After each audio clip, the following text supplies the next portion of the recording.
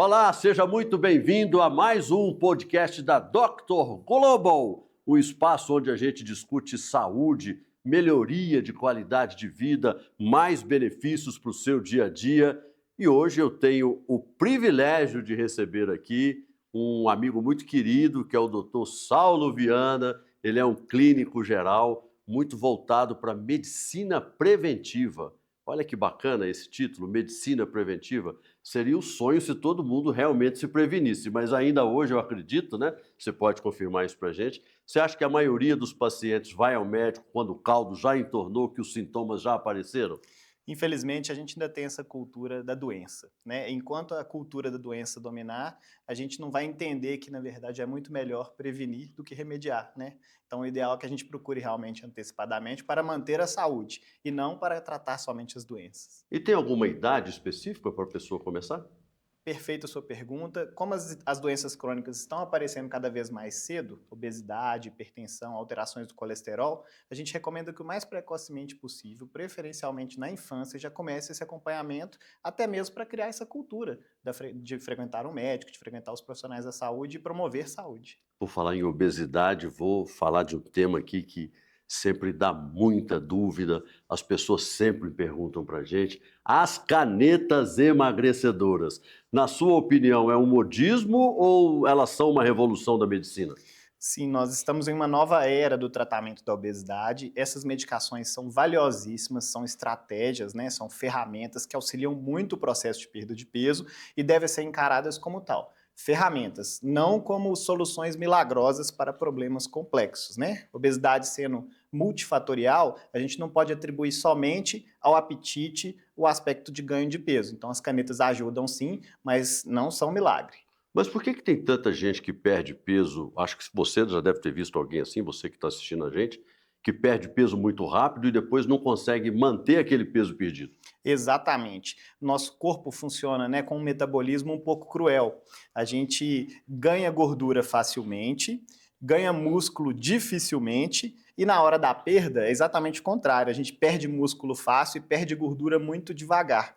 Então, o que acontece muitas vezes, quando a pessoa foca só na balança, ela acaba tendo uma perda predominantemente de massa muscular, e isso acontece notoriamente nas pessoas que não fazem atividade física de carga, que é a musculação, que é importantíssima.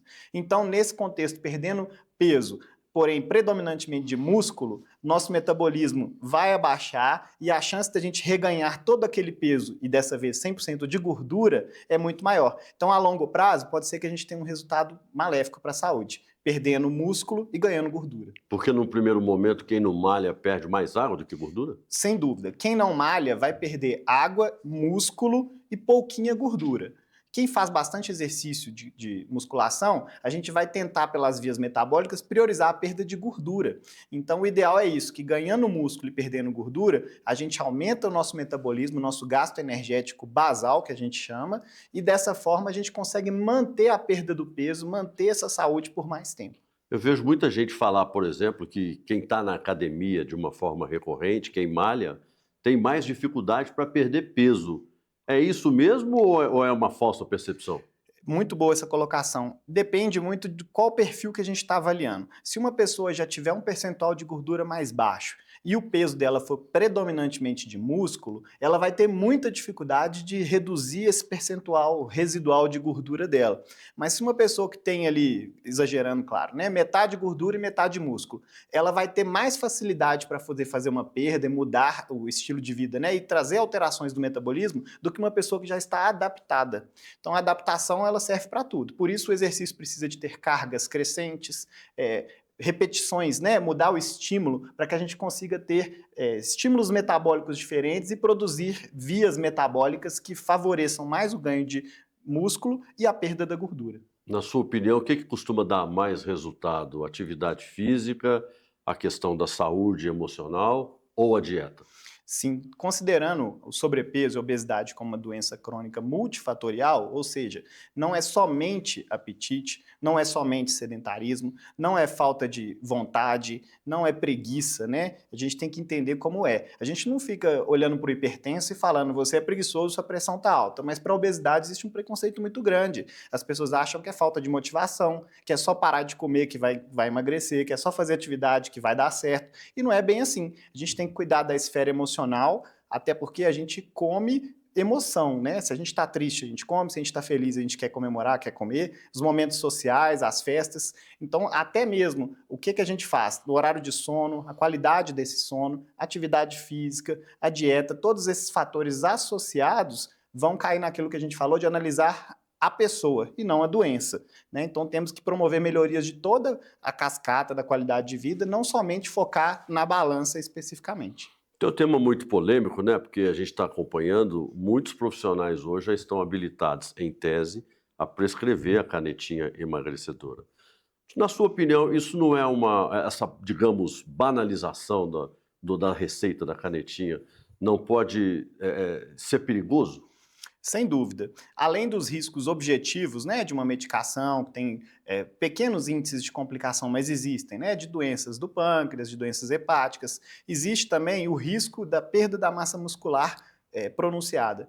E aí a pessoa olha para a balança e fica feliz que esse peso está diminuindo, porém, quando vai olhar a composição corporal, ela está ficando mais flácida, ela está ficando com a gordura mais espalhada, né? E isso não é a mesma coisa da gente conseguir ganhar músculo e perder gordura lentamente. Até porque no processo pós-uso da caneta, se a gente não estiver ganhando músculo, a tendência do reganho ser todo de gordura é muito grande. Então a gente tem que entender a caneta como uma estratégia e não como um milagre.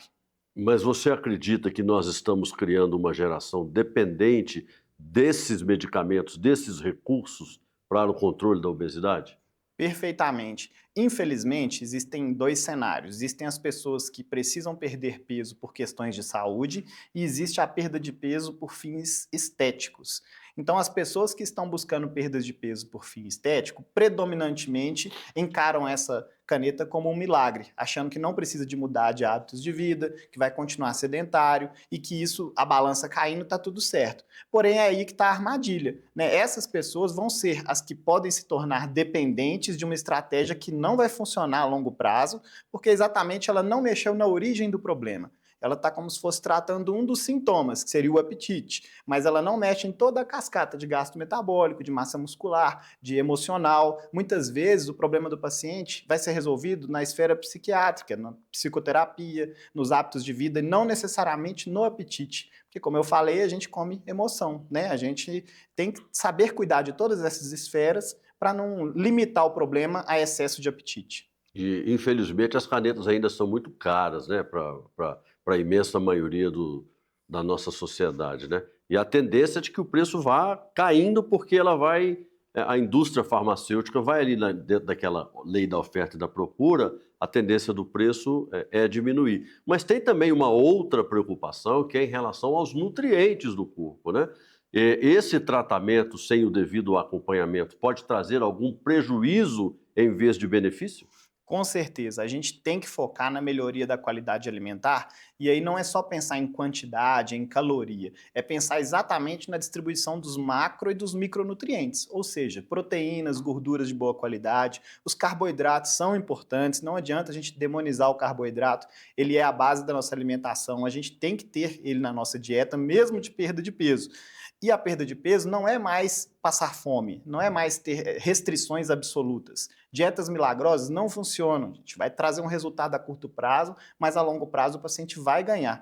Então, o ideal é que a gente foque na mudança do hábito, na melhora da qualidade da dieta para compor nutrientes, proteínas e a perda do peso seja o adicional desse processo, não o único fim. E nesse caso, as canetas ficando mais baratas, né? Isso vai melhorar realmente o acesso. A gente já tem hoje concorrências, né? Já não tem, algumas estão acabando a patente, e isso gera para a gente uma redução do custo. Mas a gente sabe que na saúde, né, o investimento, muitas vezes na novidade, ele acaba sendo alto, né? Toda medicação nova que surge tem todo um marketing, toda uma esperança de ser algo que vai trazer efeitos ainda melhores e, na verdade, as mais antigas continuam funcionando, continuam sendo boas, né? De repente, adaptar a perspectiva financeira do paciente às opções que a gente tem hoje no mercado. Já que o nosso assunto é medicina preventiva, eu não posso deixar de te perguntar: a caneta pode prevenir doenças? Sem dúvida nenhuma. Hoje a gente sabe que a obesidade é um dos principais fatores de risco para várias doenças graves, dentre elas o infarto, o AVC, o diabetes, né, a esteatose hepática, que é a gordura no fígado. Então, desta forma, quando a gente trata a obesidade, a gente está naturalmente reduzindo a chance desse paciente morrer de várias doenças, tanto imediatamente quanto a longo prazo. Então, sem dúvida nenhuma, tratar a obesidade, a gente está melhorando a qualidade e a quantidade de vida. Já aconteceu o caso de você, como médico, falar: não, a caneta não é para você, eu não vou te prescrever. Ou seja, para quem que ela é recomendada e para quem não é? Muito boa, isso é muito frequente. A gente tem esse perfil de pacientes que querem perder peso por estética, muitas vezes, ele não se atenta muito à necessidade de pagar uma consulta com um nutricionista, de pagar uma consulta médica, de ir para academia, de ter, de repente, um relacionamento ali, né, um personal trainer para individualizar esse treino. Então ele acha que o quê? Eu quero uma solução milagrosa para eu poder entrar no vestido da festa, para eu poder casar mais magro, estratégia de curto prazo, e a gente sabe que sobrepeso não é assim. Então esse perfil, é nosso papel como profissional da saúde orientar e tratar exatamente a expectativa, porque realmente perder peso rápido elas vão trazer? Sim, mas essa é a melhor estratégia para esse paciente? Talvez não, talvez cuidar um pouco antes da ansiedade, até com o uso de remédios mesmo, controlar, né, depressão, sintomas ansiosos, vão trazer um cenário que vai permitir no futuro talvez o uso da caneta para esse paciente. Porque, como eu disse, ela vai cuidar do apetite. Ela não vai cuidar das inseguranças, das tristezas, da noite mal dormida, dos problemas de relacionamento. Então, ela não vai resolver todos esses problemas, ela só vai mexer no apetite. Então, é importante a gente focar que o perfil certo de paciente é paciente que está fazendo atividade física de carga, é musculação, viu, gente? Não é caminhada, não é yoga, não. Todas essas atividades são importantes também, mas para a questão da saúde, a musculação tem vários estudos que mostram o benefício do exercício resistido na questão da manutenção da massa muscular, da perda de peso, da manutenção da perda de peso e da qualidade de vida e independência na terceira idade. Afinal de contas, todos nós queremos conseguir comer sozinho, tomar banho sozinho na terceira idade, e a gente cria isso com o músculo de agora. Poder agachar para pegar um neto no colo, né? Exatamente, brincar de bola. Brincar de bola. Quantas pessoas já na terceira idade não têm esse privilégio? Porque no Exatamente. passado também não tinha essa cultura, né? Exato, e porque a perda de massa muscular, ela é consequente com a idade, né? Em quem não faz atividade física, a cada 10 anos você vai notar a perda de massa muscular, seja, né, na face, seja na perna, nos braços, a gente nota que a cada 10 anos a gente vai diminuindo esse músculo. Então, a qualquer momento vale a pena iniciar, mesmo o idoso, ele deve começar a prática da atividade física para poder melhorar sua qualidade de vida no mínimo, né? E também o controle desses outros fatores como a obesidade. E, rapaz, e tem um negócio que pesa pra gente, que é o tal da idade, né? A avó da minha mulher falava, infelizmente ela já faleceu, que quanto mais o tempo passa, mais a gente tem que se movimentar e menos comer. Isso é verdade? Sem dúvida, por várias questões de adaptação metabólica, o envelhecimento traz atrofia das nossas vilosidades do intestino, que são as estruturas responsáveis pela absorção dos nutrientes. Então a gente absorve menos nutriente, já tem naturalmente uma perda de água pelo envelhecimento e também a perda muscular, que ela tem fatores hormonais envolvidos. Então o ideal é que a gente consiga lutar contra isso, produzindo músculo e alimentando com uma quantidade cada vez mais equilibrada de nutrientes, para evitar esses efeitos da idade que vêm, mas que podem ser muito mais leves, né, para quem tomar esses cuidados. Outro dia eu estava conversando com um amigo e eu te confesso que eu fiquei assustado, porque ele tinha tomado, começou com a dosagem mínima da canetinha, 2,5, foi para 5, depois acho que foi para 10, acho que é essa dosagem, né? E ele só estava subindo e ele falou: e agora o remédio eu não consigo mais, o meu apetite continua o mesmo.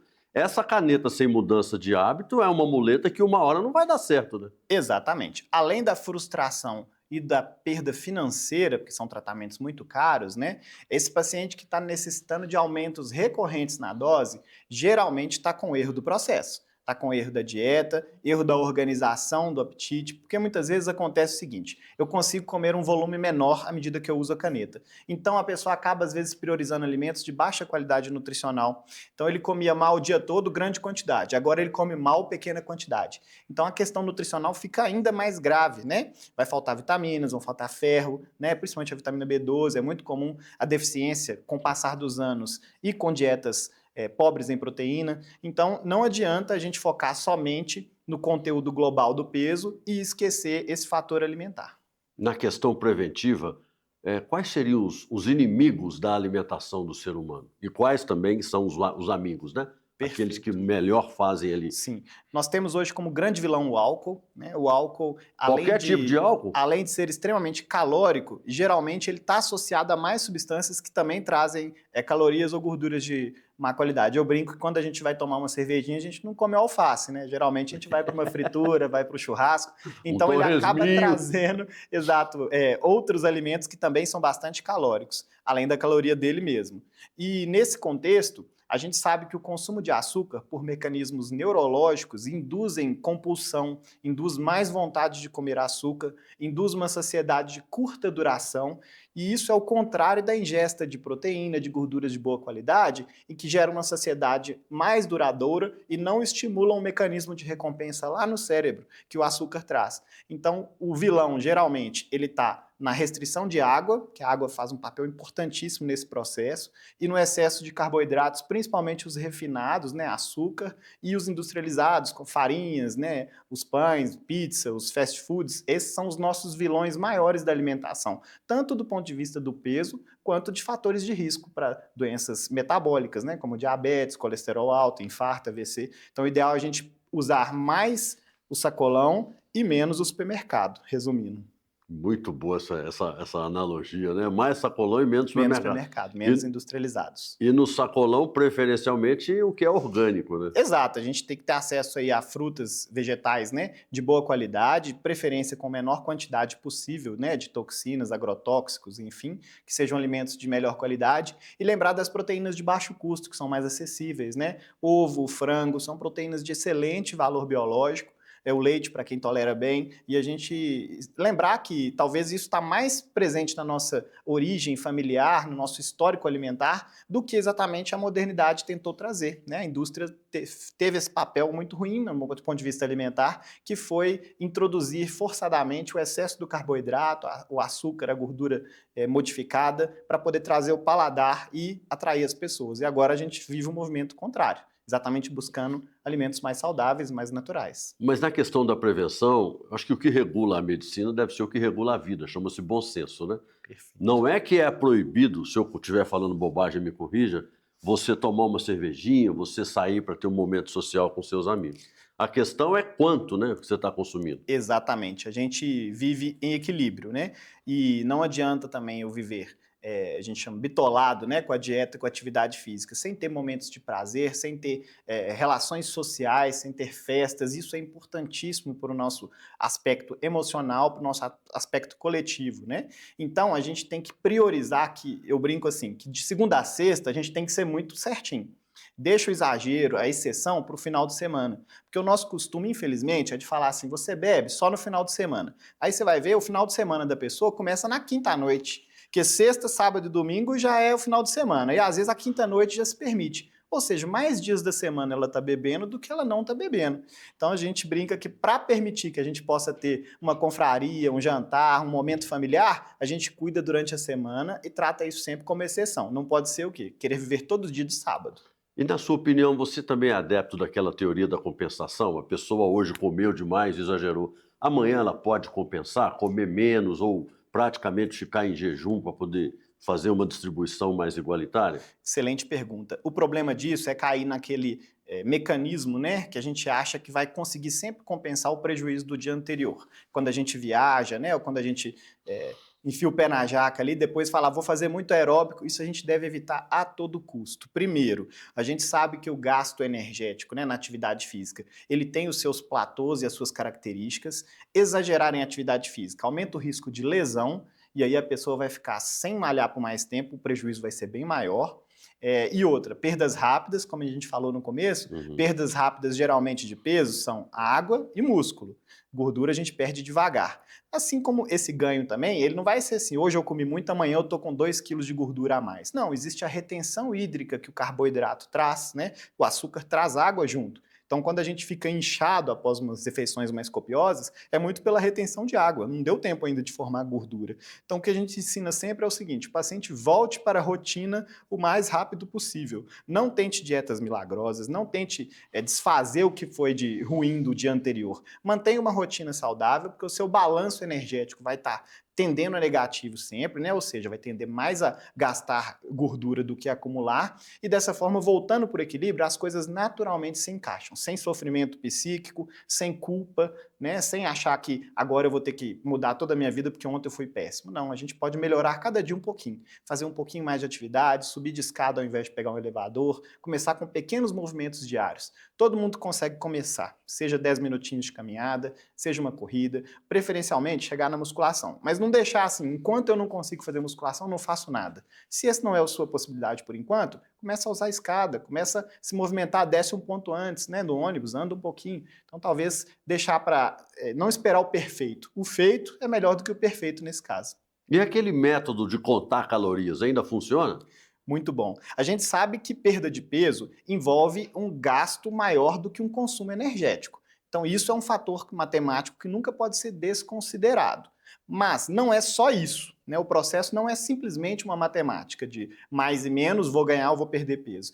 Tem milhares de fatores envolvidos. Como a gente falou, uma noite mal dormida desregula fatores hormonais que vão gerar maior tendência de acúmulo de gordura, baixa concentração. Então a gente tem que entender que o processo de dieta e de emagrecimento, ele não vai trazer só o benefício da balança, ele melhora o sono, ele melhora a atividade sexual, ele melhora a interação social, a ansiedade, a sudorese, né, durante o dia. Então a gente tem que entender que a gente precisa de melhorar a nossa qualidade de vida global. Como consequência, a gente vai ter também perda de peso. E é possível começar em qualquer idade? Com certeza, viralizou essa semana um vídeo, não sei se você viu, de uma idosa que saiu de uma alta hospitalar, não conseguia nem mesmo levantar de uma cadeira sozinha, ela já tinha 92 anos, se não me engano. Assisti. E aí, ela em 6 meses, com um treinamento funcional em casa, né, com personal, mostrando movimentos, ensinando de novo aquela musculatura ali a se mover, né? Ela estava depois fazendo exercícios mais rápidos, subindo e descendo escada, levantando e sentando sozinha. Então trouxe para ela uma qualidade de vida, uma independência que vai refletir muito nos fatores de envelhecimento, né? Então sempre há tempo de começar e a gente sempre vai começar devagar e aumentar aos poucos o estímulo. Né? A gente não vira atleta do dia para a noite, dieta a gente não muda a cabeça da pessoa imediatamente com uma consulta, muitas vezes a gente vai fazendo adaptações junto com o nutricionista, né? É importantíssimo esse profissional na nossa vida, né?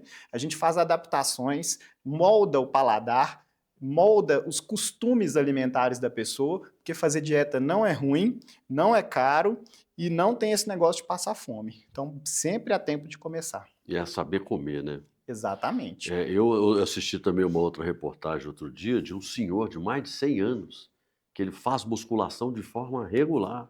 Ele é o tiozinho da academia, é um exemplo para todos nós. Eu acho sensacional isso, porque o efeito pedagógico daquele senhor na academia ali reflete em todos nós, né? Nos ensina muito, né? A gente vê que em predomínio as pessoas centenárias, elas não têm sobrepeso ou obesidade.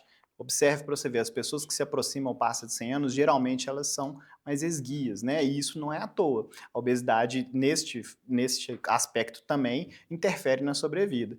Então, o ideal é que a gente consiga manter a atividade de força, adequado para a idade, entender que exercício de academia, muitas vezes não é ficar pulando, não é ficar fazendo, né, sobrecargas articulares, mas exercícios às vezes que são úteis no dia a dia, um agachamento, igual você falou, de pegar um neto, né, de pegar uma vasilha ali embaixo do armário, todos esses exercícios podem ser estimulados na academia com cargas progressivas e lentas e orientadas por um educador físico, né, e dessa forma promover qualidade de vida, porque todo mundo quer viver bem, as pessoas não querem somente sobreviver, né, elas querem viver. Então, chegar à terceira idade, tendo independência, a cabeça boa, estando feliz e com saúde, é muito mais importante do que chegar à terceira idade. Concordo plenamente. Agora, uma outra questão também que, já que a gente está falando de prevenção, Quais são os exames que você considera que são assim obrigatórios? Todo mundo precisa fazer. O mínimo do mínimo para o médico, que é o seu caso, falar assim, seu check-up está ok. Isso é um tema muito polêmico, no mundo inteiro tem-se essa dúvida, né? Porque tudo envolve uma relação também de custo-benefício, né? Todas as medidas e as intervenções em saúde, ela tem seus riscos e benefícios. Então, o ideal sempre é uma avaliação individualizada, uma vez que a sua história é diferente da minha. Então, mesmo que a gente possa ter a mesma idade, e a mesma idade mesmo, né? A gente Ô, Glória, eu recebo. A gente pode individualizar de acordo com o histórico, né? Os pais, histórico familiar é muito importante, os fatores metabólicos, até mesmo os nutricionais hoje a gente sabe que tem uma carga genética importante. Então, para você, uma demanda de vitamina pode ser completamente diferente para mim. Você tem um estímulo de atividade física, um gasto basal diferente do meu. Então, o ideal sempre é ter uma avaliação médica criteriosa e, através dali, a gente estabelecer os melhores exames que vão ser para aquele perfil de paciente, para aquela idade, né? Sem exagero, sem modinha, mas também sem deixar passar fatores importantes que vão dar problema lá na frente. Ó, eu acho assim que médico é uma relação muito pessoal, né? Você tem que entregar a sua vida na mão do profissional que você confia e ele tem que conhecer a sua história, igual você está falando, né? Assim, porque quando você chegar lá, ele já sabe exatamente onde é que o calo aperta para o seu lado, o que você pode, o que você não pode. Eu acho isso muito legal, porque acima de tudo ele se torna um confidente, ele vai te acompanhando, né? E assim, não adianta também você que quer perder peso bater na porta do doutor lá na véspera do verão, que ele não vai fazer milagre, né? Isso começa muito antes e principalmente quando você estiver disposto a mudar. Porque o médico ele vai te dar a orientação científica, ele vai te dar o apoio, ele vai te indicar o caminho. Mas tem muito paciente que fala, eu vou fazer e depois acaba não fazendo, né? Sim. E aí gera até um descontentamento por parte do médico. Mas era para você ter feito isso e a pessoa foi para o lado errado. Porque a vida é feita de escolhas. E aí eu queria te perguntar, essa questão da saúde emocional impacta muito na saúde física da gente, que é ser humano? Totalmente. As pessoas precisam entender que elas precisam querer emagrecer e não serem emagrecidas. Então, até mesmo com o uso de medicações, de canetas, a gente tem que entender o processo. Dentro desse processo, a parte primordial é cuidar do bem-estar psíquico, né? Do nosso bem-estar social. E isso, muitas vezes, precisa antecipar a etapa de perda de gordura exatamente. Porque se eu não controlo a emoção, não adianta eu usar uma caneta que diminui meu apetite, porque a comida da compulsão, ela não é por fome, ela é exatamente por falta dos mecanismos de regulação da saciedade e também dos mecanismos psicológicos. Então, se eu trato somente o apetite, mas a compulsão fica livre, essa pessoa vai beliscar o dia todo, ela vai conseguir escapar, e eu falo sempre, se a pessoa tentar brigar com a caneta, ela vai ganhar. Então, não adianta usar a caneta para educar. A gente precisa de se educar para ter o direito, né, de poder usar a caneta para que ela traga o benefício. Cuidar da mente, do sono, da hidratação, da atividade física e do bem-estar social e familiar, principalmente. E vocês indicam qualquer tipo de esporte que a pessoa goste ou precisa observar as limitações? Perfeito.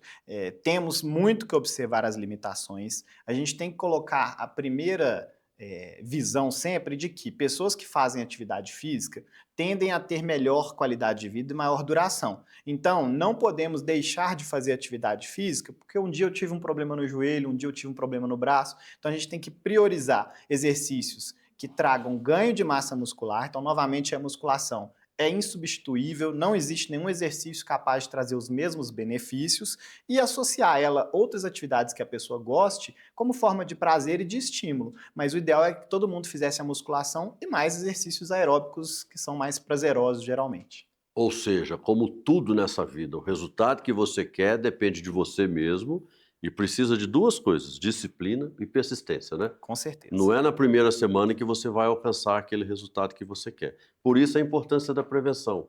Porque quanto mais você se prevenir, me corrija se eu estiver errado, menos você vai gastar, inclusive financeiramente, lá na frente. Exatamente. A tendência, né, é uma estratégia estatística mesmo, de que pessoas com hábitos saudáveis elas vão demandar menos internações, menos remédios, menos canetas emagrecedoras no futuro. Então, o ideal é que a gente cuide da prevenção para remediar menos no futuro. E você não acha também que os médicos têm um papel preponderante de divulgar isso mais? Falar, olha, em vez de te dar um remédio para controlar a sua pressão alta, coma menos sal, que eleva a pressão. Exatamente.